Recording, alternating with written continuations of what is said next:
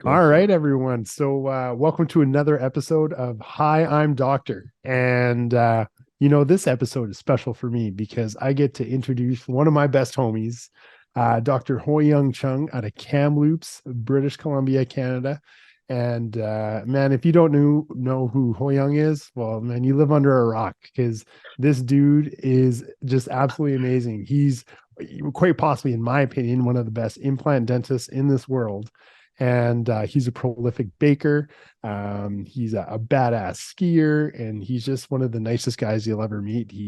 He's my constant reminder to keep my mindset in check, and I think there's no better person to have on the show as one of the first guests other than Dr. Chung. So welcome to the show, my bro. Oh, thanks, guys. I'm really glad to be here. It's yeah, so grateful that you have me on the show. And I'm going to be really honest. This is the first podcast I've ever been on. So Oh man. Well, now yeah, now I'm gonna put you through the ringer, Hoyoung, yeah, yeah. because honestly, I you're my daily motivation, man. And I just want the world to hear about you, and I want to learn about you. So can you tell us a bit about your journey? Like, how did you get into dentistry, and tell us a bit about yourself, my man. All right. Well, where did I start? 2000, I guess 2010 is when I graduated from University of Western Ontario. I actually grew up in Kamloops, that's where I practice now, and been here since then. So yeah, 12 and a half years now. When I first graduated, I thought I loved dentistry. I loved every aspect. I In dental school, I don't think there was anything I did not like other than dentures. Yeah, and we'll talk about that too, because It's you quite know, like, ironic. yeah, Quite that's really ironic. ironic, right? Yeah, yeah. I hated dentures. I said, I will never make another set of dentures ever again. Yeah, Yeah, yeah. We're gonna get to that, but I don't make dentures, but I see dentures every single day, right? that's right. So yeah, I graduated in 2010. I was motivated, really ambitious. I thought, um, you know what? I thought I would buy my first practice probably within the first year. Yeah. Yeah. And I thought I would maybe even have like multiple practices. And turns out that, when you have a plan, sometimes, actually, you know what? It's not sometimes, it's all the time. Yeah. It never goes according to your plan. You Yeah. might think it does, but it never does. Mike Tyson's Uh, great quote: "Everyone has a plan until they're punched in the face." yeah, yeah. So, yeah. How long we got? Like an hour? Yeah. An hour? We got an Okay. hour. So I won't talk about my story for the whole hour, but yeah, graduated and I wanted to get into implants right away. I love What? surgery. Why is that? Why'd you want to get Why into is that? implants? Okay. Yeah. So first of all, I love surgery in school. And you hear a lot of people talk about that. They're like, I don't know what it is, but it's just something about making an incision, a flap, removing bone, sectioning teeth. It's just something a little bit gory, but at the same time, a little bit exciting. Don't you guys agree? Oh, 110%. 110%, I would right? disagree. Mr. Third Molar's online. Yeah, yeah. But the thing is, you graduate from dental school and you really don't know what you don't know. And I naively thought that, you know what, implants, I want to get into that right away. Like literally the October that I graduated. I enrolled in my first implant course. And why? Because I took out 3 teeth for my former mother-in-law in dental school. She was my mother-in-law at the time. And I promised her that I would give back her teeth when I graduated with dental implants. Yeah. Oh God. So the punchline here is you can divorce your wife, but you can't divorce your patients. So I ended up putting three implants for her. Yeah. For free? So yeah, for free. Yeah. Oh yeah. Yeah. Okay. Yeah. So like So right anyways, after you graduated. That's the main reason why I got into implants. No To way. give implants to your mother-in-law. So you owe To my her quite a mother-in-law, bit. yeah. Yeah. Yeah, so I've just now discredited myself 100%, right? Yeah. So like, Oh, how is it possible that one likes every aspect of dental school? Because I'm going through it right now. Yeah. And like pathology, this, that, like, how do you like everything? Oh, okay. So no, let me clarify. I didn't like every aspect of dental school. I like dentistry. I Hmm. like going in the clinic. I like being with patients. I like doing the work, like learning the hands-on stuff. Um, I will be the first to confess that I didn't like going to classes. In fact, I probably slept through half of them. Yeah, I did. And then actually, we had our first kid in fourth year when I was in fourth year. oh, I didn't even know Um, that. Really? You had a kid during school? well, it didn't come out of me, but yeah, Oh, our kid, yeah. yeah. It's like when guys say we're pregnant. It's Yeah. like, Yeah, no, you're not. we're pregnant. Yeah, Your wife's yeah, pregnant. yeah. But yeah, no, I don't like classes. I don't like pathology. I don't like biomaterials, um, occlusion, nothing. But what really excited me is going in the sim lab and then eventually going upstairs to the main clinic, meeting patients, and just learning something new every single day. Even if it meant that it would take 3 hours to do one filling, it's just it really excited me, and Well, that's the part of dentistry that just really fired me up. in a world, I think, where a lot of people in my class, at least, and in my experience talking to dental students, look at dentistry as sort of a 9 to 5. And I feel like the passion that you hear from older dentists, just absolutely loving dentistry, kind of, Yeah, I feel like that's kind of dwindled away. So that's a refreshing perspective to hear that you actually love the dental part, because I think that's sort of going away now. I mean, Neki, don't you think so? Like talking to dental students, Yeah. you're Like gonna be the you keynote talk to speaker at the thing Nelson's. next week. Yeah, no, it's I think dental school doesn't do much for igniting the fire amongst us. And Hoyoung's totally right. Like I fell in love with dentistry after dental school. And you just learn so much more because dentistry or dental school teaches you just enough not to kill someone. Let's be yeah, honest. Like they just give you that just one little edge to keep people alive. But you don't yeah, learn dentistry in dental school, man. Like that's when you grow outside dental school. You find what areas you're interested in, whether it's yeah. digital dentistry or surgery or whatever, ortho, and you just deep dive and find mentors and find courses, and that's the path that you go down. And Hoyoung, I know we both went to the same implant course back in 2010, and that's where we met. Hey. Yeah, we did. And you're just touching on that, which is, um, yeah, I wanted to get into implants, but at the same time, I wanted to learn everything about dentistry, right?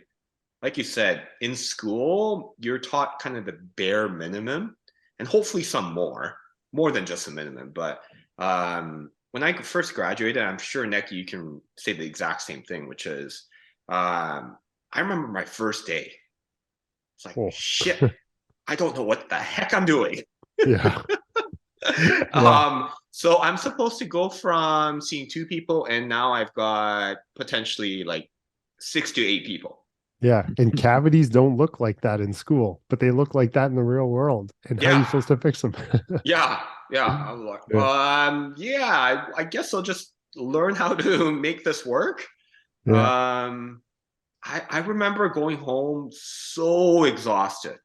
And I'm not trying to like discourage you, but the reality is like you get out of dental school and um, it doesn't really prepare you. You got to prepare yourself. Right. Yeah. Yeah, I've And heard that over and over again. I feel yeah, like that's but at the same time, it's super exciting. Like it's you have a bit more freedom. I mean, certainly you've got a lot more responsibility as well. Um, but I took so much continuing education, not just implants, endodontics, prosthodontics. I wanted to do like the best composite filling ever. I was in a composite study club for 3 years while I was learning implants at the same time. And there's just so much to learn and grow. And I think that's the exciting part initially for me. That's what really jazzed me up, that I could go to a continuing education course almost every weekend and learn something new. Yeah. And you go to a 2-day course and you come out of it and you're like, wow, I didn't learn this in school, but I took a 2-day course, and you know, that would have probably taken me 2 years to learn. Right. Yeah. And then you can go to work on Monday and apply it right away almost. Oh, and those are the best courses too, right? Like the Yeah. ones that you can apply right away. And then, and in my experience, unless you do apply it like within the first week of leaving that course, that's Yeah. the only way a course will be beneficial. Yeah. If you don't apply it right away, you will forget everything, and it is a massive waste of your time. It is. It is. And time is precious. Oh yeah, that's our most important commodity, man. It It's is. not dollars, it's time. It is. And you know what it is? It's not just because if we look at our schedule and say, you know what, we got to fill our slots. And that's not what I mean financially. Time is our most precious commodity, because we have limited amount. And if we spend so much of it at work, we don't have that much for the rest of our personal life. Oh, totally. And that's where that work-life balance comes in, right? You know, if you're committing like 80% of your life to work and you've only got 20%, well, you better make sure that that 20 or 30% is spent wisely too. Absolutely. And unfortunately, like, oh yeah, me and you, we hustle, man. Let's be Yeah. honest. We're Yeah. always working. Yeah. And that comes at a cost of our family and our personal Yeah. life too. Yeah. Akil, you're in school, man, and it's the same thing. Like you're constantly working, you're grinding. And Yeah. so yeah, you better make sure that family time is carved out, and it is pure quality, because we Yeah. don't often give the same amount of time to work as we do our family. So no, man, Absolutely. that's so important. But then fast forward a couple of years, Yeah. you opened up your own implant only practice. Yeah. Maybe I just didn't know what I was doing at the time, or I didn't know how risky it was, but I had this vision after about 4 years. I came kind of at a fork in the road, and it was either I buy this big practice, or go on my own journey, which was, I had this mentor. He was very, very influential in my professional and personal life. And I looked up to him, and he had an implant only practice in Vancouver. And I thought, and naively, I thought, it's like, you know what? I do have enough referrals right now. Like over that first 4 or 5 years, I built up a network, and I wanted to pursue a dream, which is to do what really fires me up every day. And I wanted to do just surgery and implants, and phase out the general dentistry part as a GP. I still remember when you called me and you're like, "Hey, Neki, I got an idea. What do you think about an implant only practice?" And I'm like, on the other line, I'm like, Is this guy joking? Yeah, I'm like, are or you is sure, he dumb? dude? Yeah. Like, Yeah. what are you gonna do the 4 days a week where you're not placing an implant?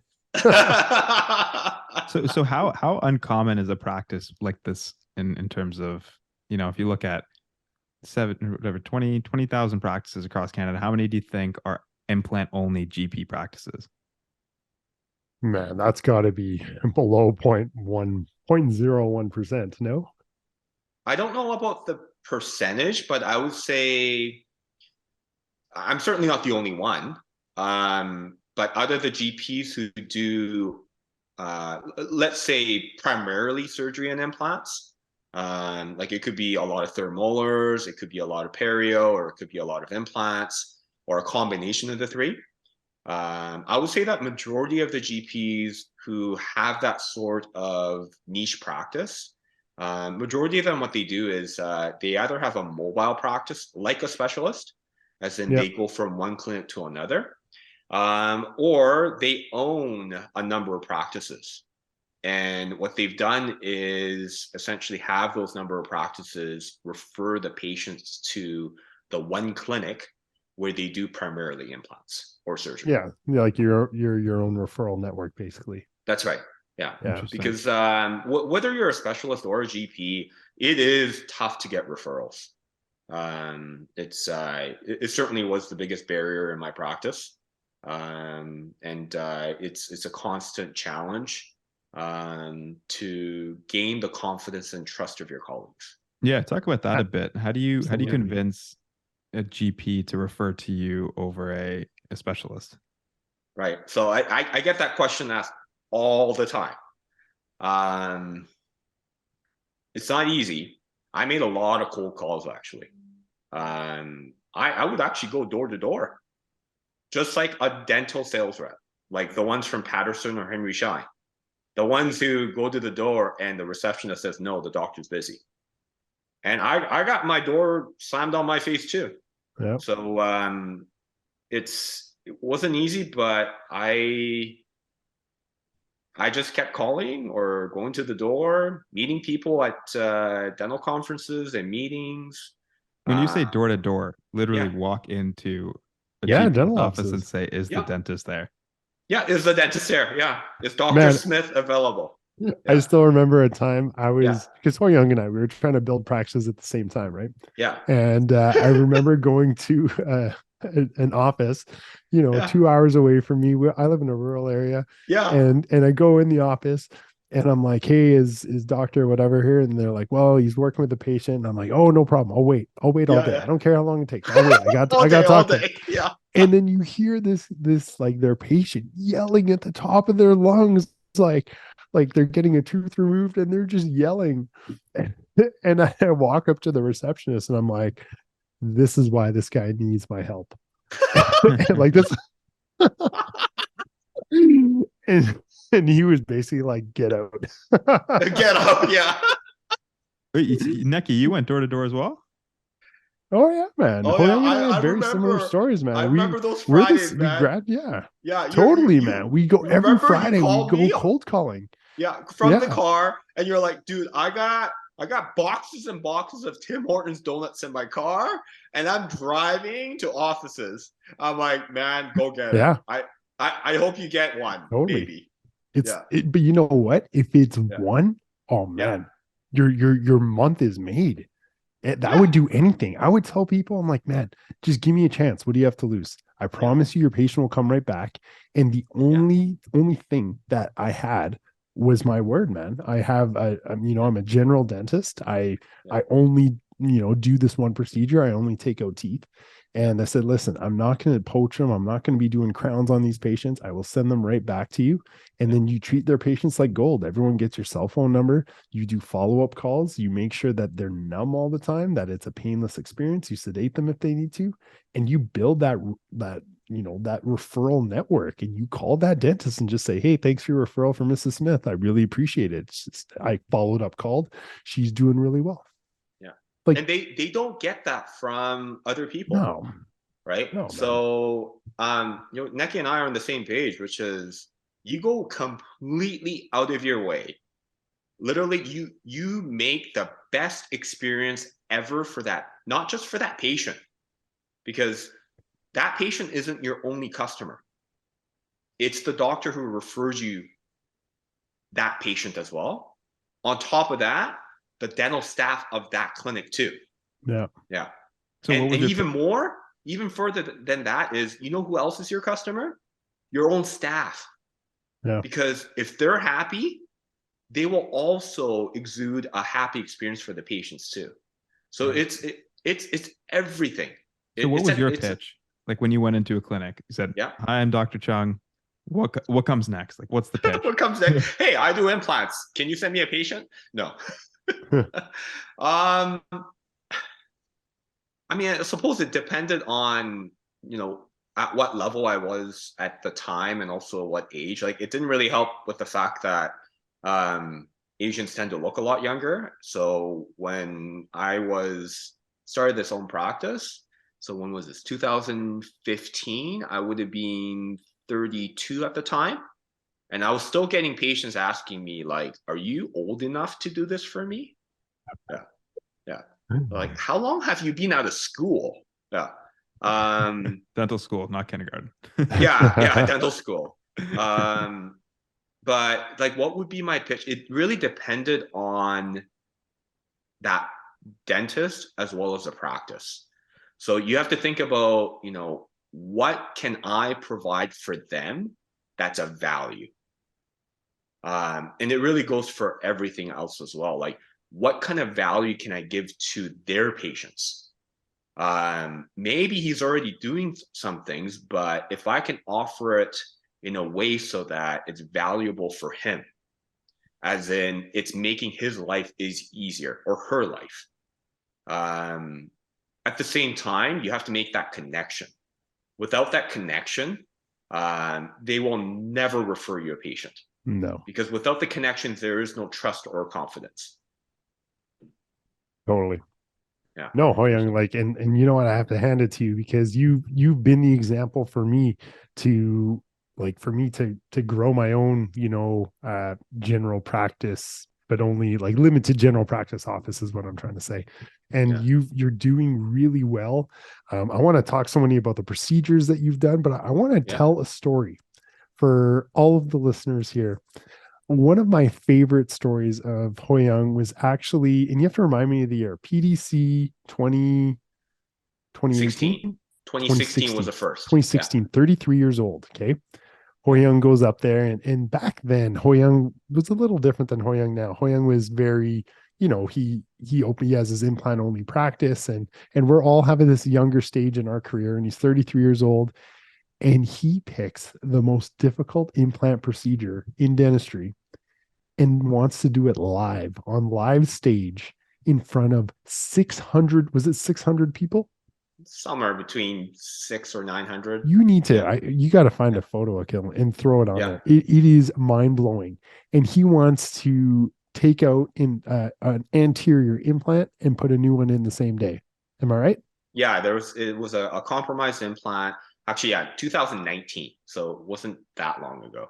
It was my second time at PDC, second live surgery demonstration. It was an anterior implant that was placed actually not that long ago, about 5 years, but placed too buccally in the less than ideal position. And so the idea I had was, because for live surgery, they want to pick they want to have not just a good presenter, but something that's attractive. Yeah, like right? That will have a big draw. It's like everyone's going to like the public square to watch the guy get his head chopped off by the guillotine, right? Like they want the excitement. They want everyone to be like, man, this guy's going to fail and we're going to watch this guy do it. So they pick the craziest procedures. I never thought that it was like the guillotine, but now that I think of it, totally maybe I don't want to go man. there again. Yeah, it totally is. You were thinking they're cheering you on. Oh, they just want to see me fail. All 600 people there to see this guy fail, man. That's what it is, man. That's exactly what it is. You don't watch live surgery to learn. You want to see the struggle of live surgery, and we'll talk about live surgery more. But when Hoyoung told me, Neki, I think I'm going to go on stage and I'm going to do an immediate anterior removal and put a new one in the same day, all within an hour. Yeah. And I'm like, dude, don't do it. Don't do it. He's like, no, I'm going to do it. I'm going to do it. And go ahead, Hoyoung. You start that story. Oh, you want me to tell the whole story? Oh, okay. I thought I depressed that at the back of my head now, but tell us a shortened version. Tell us a shortened version. Okay. So try to take off the crown, and so I drilled through the screw access, and it turns out that the previous dentist didn't put cotton pellet, so I ended up stripping the screw because I drilled right into it. Yeah. If you're removing a screw retained crown, you have to get the screw access, right? Yeah. So that's now I'm in the hot seat, and this is live. Yeah. And we're all watching this. I mean, do you think people know what's going on? Yeah.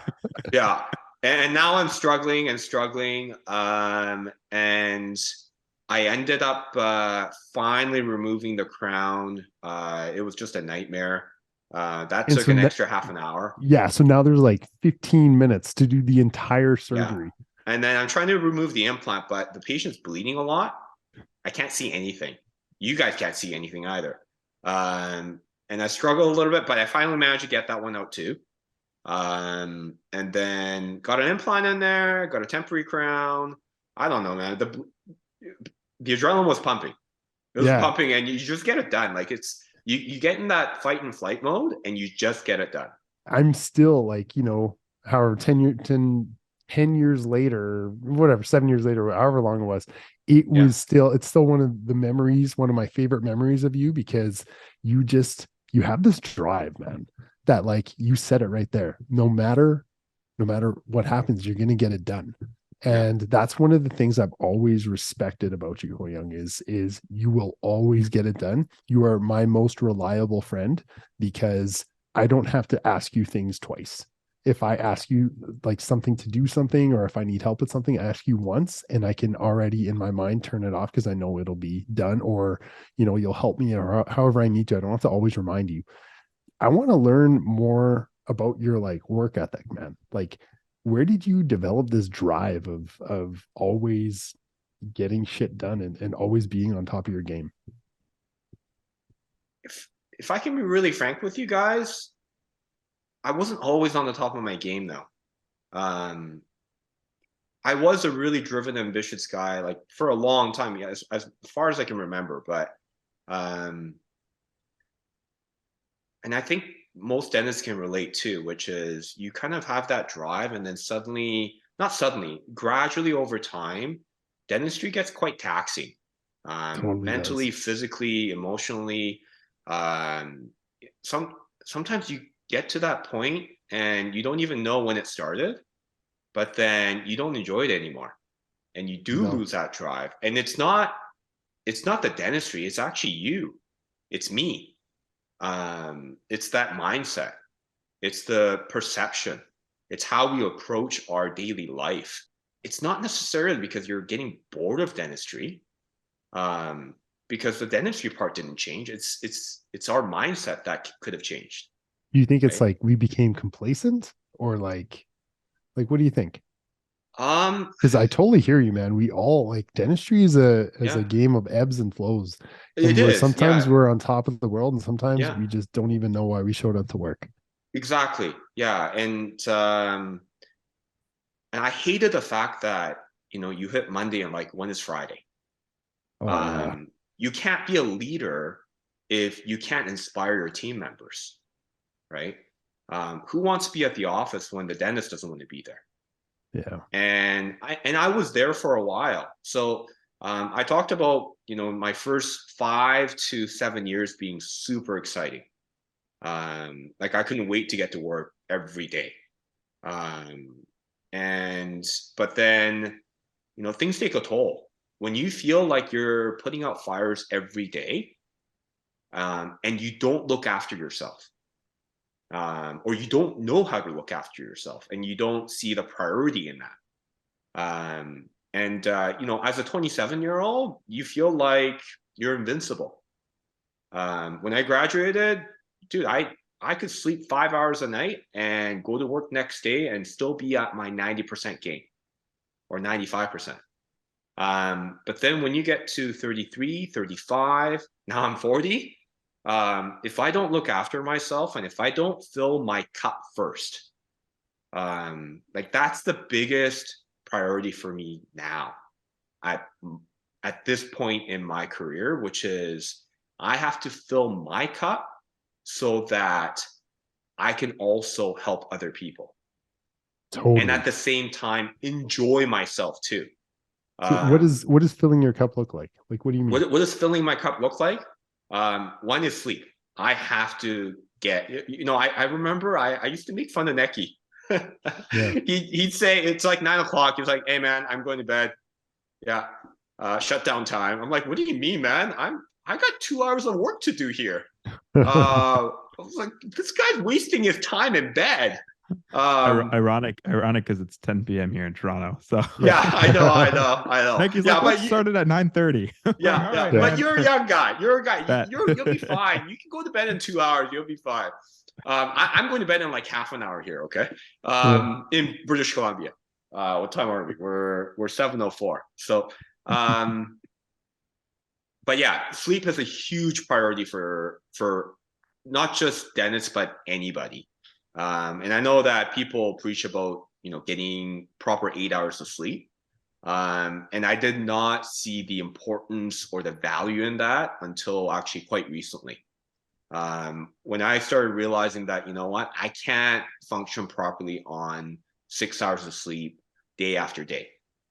And I also need to look after myself, not just after work, but before and during work as well. Here's So, a question about like that yeah. and filling up your cup. Mhm. How did you have the self-awareness and mindfulness to know that you weren't filling up your cup? Because part of it is, Yeah. this is great. And in theory, we should all get 8 hours. I hear that now. I'm Right. probably going to get 5, and I'm going to continue to get 5 until Yeah, yeah. something breaks. But Right. unless something breaks, a lot of people could spend a whole lifetime, right? Yeah. Because that version of, things breaking, whether Yeah. you're just grumpy or whatever, Yeah. it's just the way you are, and that's people have that for the rest of their life. How did you know that you weren't adequately doing that? I started going just gradually. I felt like I was deteriorating. Um, and you can't really see yourself in the mirror, right? People say like, look yourself in the mirror. You really can't. Um, but other people see it. Neki saw it in me. I mean, I was going through some personal struggles, which we don't have time to get into today, but he was quite worried about me potentially, like quitting dentistry. I wasn't sleeping well. I was gaining a ton of weight. I looked tired all the time, and I just didn't have the same spirit. And I got to a point, and I thought, you know what? I don't know if I can do this for even like 5 more years. And that's as a 38-year-old. And I wanted to have a healthy career. I just and I started thinking, you know what? I need to take a step back so that I can take a couple steps forward. And so I started looking at my life. I started reading a lot of books as well. And what I did was I tried to eliminate anything that I did not need in my life. Things that did not serve me any purpose. Like what? Like what? Alcohol, for one. Totally. I remember you used to Yeah. be like a wine sommelier. Like this guy would send me bottles of red wine. I don't even drink Yeah. wine. And he's like, man, you got to try the vintage 2017, the blah, blah, blah. And I'm like, dude, all this stuff tastes like vinegar. And I don't care. I don't care how much it costs. It's still gross. I said Neki, it was like a 2005 wine from Osoyuz. It was like, yeah, it was a really nice bottle of wine. And then he's like, thanks, man. You really don't know me, do you? if you're into wines, I have a funny story. I was at a networking event trying to act all proper, and I was for a consulting gig, and I'm talking to one of the partners. One of the partners, you could tell he knows his wines, goes up to the bar, orders this extravagant, he says, I need a dry white, and goes on for like, this vintage isn't great, this like the tones aren't right. And he's like, you know what, just get me a dry white. Right. And I'm like, okay, like at a bar, if you don't know what you're doing, you just order what the other person's ordering. And I didn't want to look like I didn't know what I was doing. So I was like, and I remember there was this white girl behind the bar and she was blonde. And I go, yeah, cool. I'll have the wet white. And he looked at me and he's just like, dude, just don't even try. And she just looked so offended. So that was when I started learning about wines, and I'm like, I can't let this happen again. But alcohol was one of the things cut out. Yeah, so alcohol was one of the things I cut out. And at the time, I wasn't even actually drinking that much, but it's just I couldn't sleep that well properly, and it just didn't bring any more joy in my life. So I have nothing against people drinking socially. It's just that for me, it doesn't serve me any purpose. So Yeah. I cut out alcohol. Most recently, when I say recently, in the last, I think it's been about maybe 6 months now. I also cut out coffee. And I used to be like 3 or 4 cups of coffee a day kind of guy. Totally. Yeah. Yeah. Yeah. 2 cups to start the day, 1 cup at 10, and then 1 cup at 3 so that I can finish by 5 o'clock. Yeah. And you know what it was is for me is go, go, go, go, go. It's that fight or flight mode. And I got to finish off with a bang. I got to make sure that I'm highly productive from 8 to 5. And Totally. what I didn't realize is that I don't want to be productive. And I know this sounds really weird, but I don't want to be going go, go, go 8 to 5. I need to take little breaks here and there. We tend to actually hold our breaths a lot too, which during any kind of challenging procedure, whether you're doing an endo, taking on the tooth, doing implants, or even doing a crown prep, like we're looking at this tiny little field, right? And I guarantee you a lot of dentists hold their breath. I still do. And so I do a lot of breathing exercises. I do yoga. I'm definitely not a yogi, but stretching does help me quite a bit. And then also eating properly too. And just making sure that you stay mindful. Like you hit that word, which I know it's kind of a fad right now, which is mindfulness. But it's really just looking at your own internal self and being present as much as you can in the moment. Dude, Yeah. I totally hear you. And to go back to breathing, I remember I called you 3 weeks ago and well, no, it was right before Christmas, and I just had a heck of a case, and I was so frustrated, and I was like, man, it's one of those cases where you just question all your skills. You're like, what am I doing? How do I not know how to do this? And it's something that I probably should have done differently, and the whole clinical case didn't work. And I remember calling you so frustrated, and the only thing you told me is you said, okay, but just take 5 deep breaths right now. And I'll wait on the phone with you. And Yeah. a minute later, it was like your whole thought process just completely changes. And you can start to think rationally again. You get out of that fight or flight so quickly just by breathing. And you're totally right, man. The breathing exercises you've taught me have really helped me out. Yeah. It's and I only learned this in the last year, which is we don't train our parasympathetic system. We're always going go, go, go, go, go, which is your sympathetic system. Yeah. And if we don't train our parasympathetic system, what happens is our cortisol levels are peaking all the time. We don't sleep properly. We gain weight. We eat a ton more. We're groggy. We're cranky. And it just, you can't be the same person. No. For sure. I'm reading a book right now by Jay Shetty, and it's called Oh, Think yeah. Like a Monk. Yeah, I think like a monk. Yeah. Yeah. And he says when he so he's like the premise of the book is starts in finance, very materialistic, goes to be a monk in India. Yeah. And he says he saw a bunch of, I think it was like 12 and 13-year-olds teaching 6 or 7-year-olds, because there's always that hierarchy. So you're not That's always right. taught by like a 60-year-old if you're just a kid. Right. Right. So he says he got to sit on one of their what they use as school, one of their classes, and the very first class was how to breathe. And he goes, wow, this is when he just started. He said, what a strange thing to do. And they said, the only thing that will stay with you throughout your entire life, not your friends, not your family, not your money, it's the only thing that'll stay with you from birth to death is your breath. Yeah. Which is just so profound, because no one really works on it, right? Like some people use Headspace like me for 10 minutes a day, but no one else works on it. Yeah.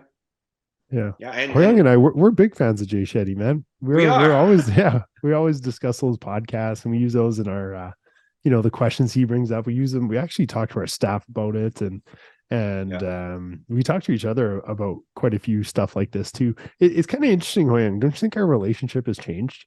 Like I always when we teach together, and I always joke, our partners, our relationship partners will come and go, but I know my bro Ho Young is here for life. And so don't tell my partner that I She's got not a listening right now, is no, she? she's not listening, but I Oh, got a okay, bro. okay. I got Don't my send my her the link. my true bromance is sitting right there in Kamloops. So You know what no, it it's fine. is? We're dude, when we first met, we were, I mean, first of all, we were completely different people. Yeah, I didn't know what you were like, and you didn't know what I was like. To be honest with you, I don't think I even knew what I was like. yeah. Well, we were Um, young, man. We were in our 20s, and yeah, and and and just like through the years, like we've grown together. yeah, we have. We and I think it's one of the biggest blessings in my life, which is meeting you, man. Oh Because man, I love you, my buddy. career would not be the I'm gonna same. cry. Yeah. Yeah. My career really wouldn't be the same. I know people joke around, they're like, wow, like that they are the cutest couple in dentistry or something like that. But um it, I really am profoundly grateful that I've met you as well as everyone in dentistry, because every person has made an impact, but the biggest impact that's been made is you. Because I still have hard days, man. I Yeah, have hard days. yeah. And I call him like during lunch. I'm like, man, oh, like you will not believe what just happened in the last 3 hours. Yeah. And Yeah. having somebody that can understand, acknowledge, and appreciate those little things that drive us insane. Because dentistry is a very, very unique profession. Unless you're a dentist, you don't really understand what we go through. And No. I know that sounds a little bit arrogant, but people don't understand that it's not just fixing teeth. You've got this person in front of you that brings with you different emotions, different baggage. Most people don't want to be in that chair. Now you're thinking, why am I becoming a dentist? This sounds like a horrible profession. um, and we tend to take that on, right? You can't really separate yourself from your patient. No, You not at all. can't. But Totally. at the same time, um, you can have coping mechanisms. You don't necessarily have to take that home. And I used to take that home for probably 8 years in my first 8 years. Um, but you have to understand that people come with different perspectives and expectations. Um, and you can't please everybody either, right? Now, Ho Young though, but like being in an implant only practice, you're Yeah. kind of like there is no such thing as an implant specialty, man. No, And there isn't. No. but in my opinion, you're the closest we got. How do you manage those expectations? Because Yeah.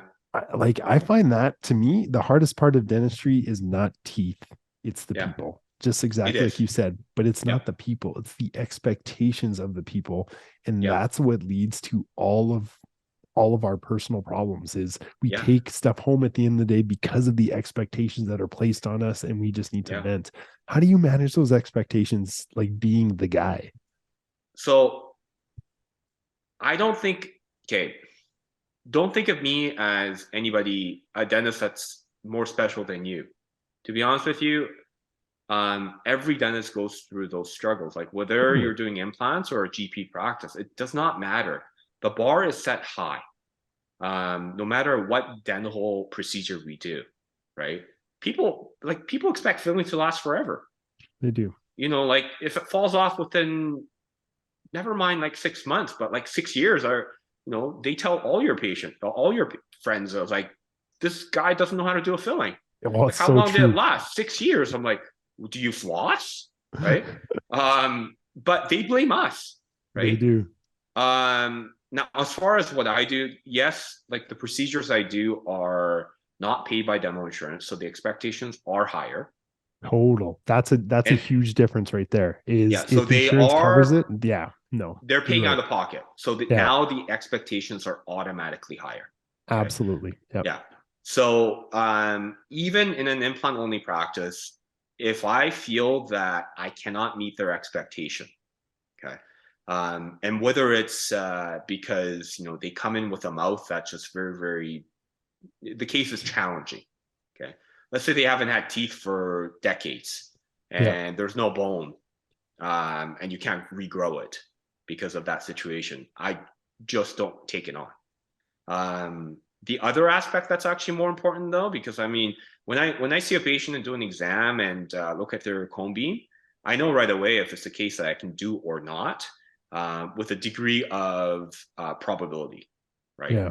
If I feel that I can be successful 90 to 95%, and of course that's my personal opinion, then I can tackle that case on. But what took me the longest to learn is it's not necessarily what the patient brings in their mouth that's important. It's actually their personality and their expectations. So if they are expecting that everything's going to go flawlessly, and if anything goes wrong, they're going to blame me, that is a patient that I do not want to work on, no matter how easy their mouth is. Yeah. I would much rather have a hard mouth and an easy patient, an easygoing, understanding patient, Yeah. versus an easy mouth and a difficult patient. Oh, 100%. And to go back to your point, I think that comes with time in being a dentist as well. Is like when I'm sure when you first started your practice, Yeah, you were looking for patients. And so that really difficult mouth with maybe, not the best personality, you would be treating. that's true. and Yeah, and now a decade later you yeah, you know that is going to be such a massive headache, and it's going to lead to a compromised result, and no one will be happy at the end of the day. You just don't take on that case because it's not worth it. It's not worth yeah, your well-being to take on these cases that the expectations and reality are so far skewed. yeah. And Yeah. you never lose any sleep over a patient that you never worked on. If I can give that advice to a dental Yeah. student, because the thing is, no matter how much money you could potentially make from that case, because I mean, let's put it, at the end of the day, everyone has debts and everyone wants to stay busy. We're not doing this for free. We do need to be compensated, right? And I'm not saying that, start doing work that's unnecessary. Like that's absolutely not my message. Do work that's you're proud of, because you're going to see that patient year after year, right? Speaking to like actual tactics, when you are dealing with let's say a challenging patient, from a personality perspective, do you take on the point of view of under promising, over delivering, or are you just realistic across the board? I try to stay realistic, but if I see that their expectations are a little bit higher, then I underpromise. So it depends on their personality, right? So if they seem like they have high expectations that may be difficult to achieve, then yes, I would underpromise, so that I can bring them down to my level. Yeah. At the same time, you want to stay confident too. If Oh, you lose absolutely. your I think confidence, you lose yeah, your patient too, right? absolutely. Yeah. You need But that confidence. there are patients that you do not want to be confident with. Certainly not overly confident. Yeah. Um, it's almost every week I have probably one person where it's like, yeah, I'm not gonna lose any sleep if she doesn't come back, yeah, or if he doesn't come back. Totally. I had a guy last week. Neki and I, like, we do a lot. IV sedation is a big part of our practice. Yeah. And it's for patient safety and comfort, right? I'm not saying everyone needs to be sedated, but certain procedures that we do require a It much helps. higher level of comfort. And this fella, he was going to have a full mouth clearance, and he should not have had a procedure without any kind of sedation. And he told me, he's like, yeah, no, I just want you to freeze me up and get this done. Whereas, during that first 15 minutes of the appointment, he told me how terrible all the other dentists were, and how much he hates dentists. It's like, yeah, no, maybe I'm not the right guy for you. Yeah. Yeah. Doesn't have to, man. No. So I actually looked him in the eye and I said, you know what? I don't think I'm the right person for you. Like, you really need to have sedation to have your teeth removed. That's your safest and most comfortable way of having this done. And he wasn't on the same page. He said, no, I don't want sedation. It's like, okay, well, I'm sorry I wasted your time. And he walked out the door without even paying for the consult. And you know what? That's probably the most money I saved that week. Totally, man. You saved the headache, man.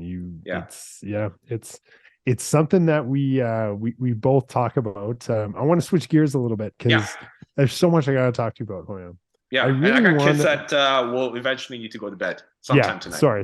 Yeah, it's all right. Hoyam, I want to talk about, like, you teach in Las Vegas for Zest. You're their key opinion leader. You've developed a technique of immediate implant locator overdentures, where you place 4 implants and immediately load them with a locator overdenture. It's phenomenal. It's taught across the continent, and you've changed my practice. But you also teach as well, and you developed the CEJ Academy out in Kamloops.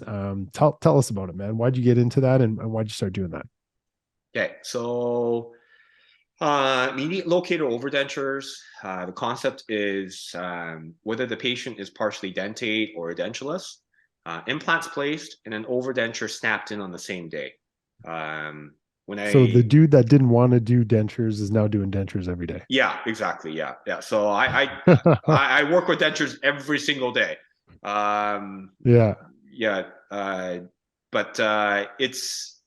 it makes a huge change in people's lives. Do you find that it brings you satisfaction as well, though? Absolutely. Like knowing that you know what, we're not benevolent here. It's not just for the patients; it's for me too. Let's accept the fact that a lot of what we do is for us, which brings me a lot of satisfaction, because I know that the work I do, I feel confident that it's going to last them a very long time.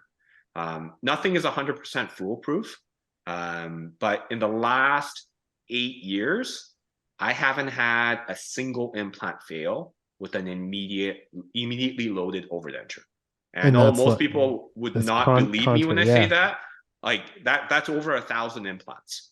Yeah. And I'm not saying that I haven't had complications. I'm just saying that I haven't had an implant fail. Yeah. Why did you want to start teaching it, though? Why did I want to? Oh, yeah. Okay. What's your thought behind that? So CJ Academy. I think we briefly touched on the fact that I went through kind of ups and downs, and I actually ended up taking about a 2-year break from teaching. Yeah. And I was with a different implant teaching institute at the time, and I just got burnt out. And so I took a step back, and a 1-year sabbatical turned into 2. And during that time, I really reconnected with myself. I did other things that I didn't have time for before, besides dentistry. And then I got to a point where I thought, you know what? I think I'm ready to come back. And I feel much better about myself. And I felt like I was in a better place to share what I do with others. And so I wanted to do it in a different way, though. I wanted my own vision, which was to create a training institute in Kamloops, British Columbia, connected to my clinic, where I can have live surgery broadcasted right next door, and at the same time have it streamed online, so that people from outside of British Columbia, outside of Canada, they can also join us as well. Yeah. And that's your study club. And So that's a study club. So I mean, we run in-person courses, but also we have the online live surgery study club, which is usually about 5 sessions per year. it's completely unique because it's like, I'm a part of it. I Yeah, you're a absolutely, big part of it, man. yeah, I You're absolutely, the I love co-host. I love watching it because it Yeah. is for every single time you go on. It's like PDC 2016 all over again. Yeah, it's live surgery. People Yeah, come to see me fail, right? they So do. I come I to love watch the you fail, fact that I can man. connect with Neki. You know, he's in Lloydminster, Alberta. Like, what is that? Like a 20-hour drive from here. Yeah, I can connect with people in New Jersey, overseas, in Australia, yeah. and so like we connect by Zoom. The whole facility is Zoom engineered. And our first session for this year is coming up actually this Wednesday. What is that, January 12th or something? And I'm doing what I did in 2019, which is remove a failing implant, put a new implant in, and also put a temporary crown.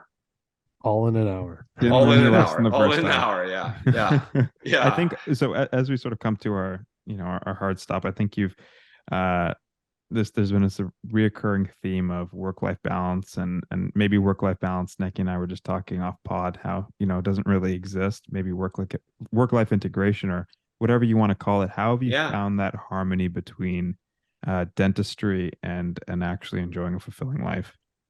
That's a really profound question, because I used to think work-life balance meant maybe taking less work and putting more time into family. But at the end of the day, if you do all the hours, no matter whether you're working 6, 5, or 4 days a week, we are going to actually spend more time in the office, as well as sleeping, more time on that than more time with our families, right?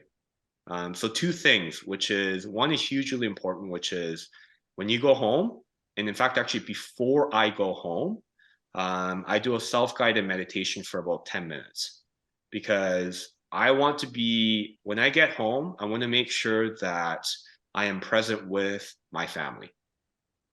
I don't want to be the exhausted, tired dentist that goes home that feels like I need a drink or I need to turn on Netflix. I want to be present with them so that whether I have 3 hours with them or 30 minutes, though that time is spent well. The other bigger part of work-life balance for me is making sure that I feel the workday is balanced. So I know a lot of dentists, they look at their schedule and they're like, how much more efficient I can be during this day. Often I ask myself a question, which is, I have a hard procedure here. Do I need a break after this? Like, Dude, that's really whereas, good. yeah, I've never heard that question been asked before. Yeah. yeah. So it's like, because if I have, let's say, 2 really long, difficult procedures back to back, do I have enough left for that second procedure? Or do I need like maybe a 15 or 20 minutes break before I start another long procedure? Right. I've been guilty of skipping lunches too. And it's hugely important that you don't just get nourishment during your lunch, but also a little bit of time just to even like go outside for 5 or 10 minutes, just to get a breath of fresh air. Huh. So for me, work-life balance means making sure that my entire day is balanced. Dude, that's incredible. I wish I had that self discipline to do that. And that's one thing you've always taught me is discipline. To take care of myself, which I'm not gonna lie, I need to work on. Me too. Me too. Yeah. Yeah. And I It's think a it's a journey. constant growth cycle, right? It is. Yeah. And honestly, man, I have to thank you so much for not only coming on the podcast, but being being the dude in my life that has changed the trajectory of my career, instead of, always trying to hustle and, wake up earlier and get more work and hours in, is to take care of me. And Yeah. I thank you, man. And I hope our listeners got a lot out of talking to you, man. We could bring you back and talk about your baking life. This guy's an expert baker. Venuserie, how do you say it? Vinazori. Venazori. Venazori. Yeah, Yeah, you it's should French, check which this guy's. I'm sure I'm butchering it too, because No, man. my French is terrible. But But yeah, I love baking, dude. Neki Akil, I thank you so much for having me here. I don't know if I'm the wisest guy on the planet. I certainly am not, but I love the fact that other people keep me grounded too, because sometimes we all have that ego and we think that we're better than other people, but we're not. I'm not a self-made man. I used to think I was, but it's the connections that we have that make who we are.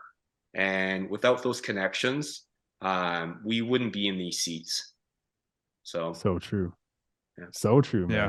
man. Thanks so much for coming on the pod. Buddy. Yeah. So You're much amazing, fun. Hoyan. Thanks so much, dude. We'll bring you back on soon. Okay, buddy.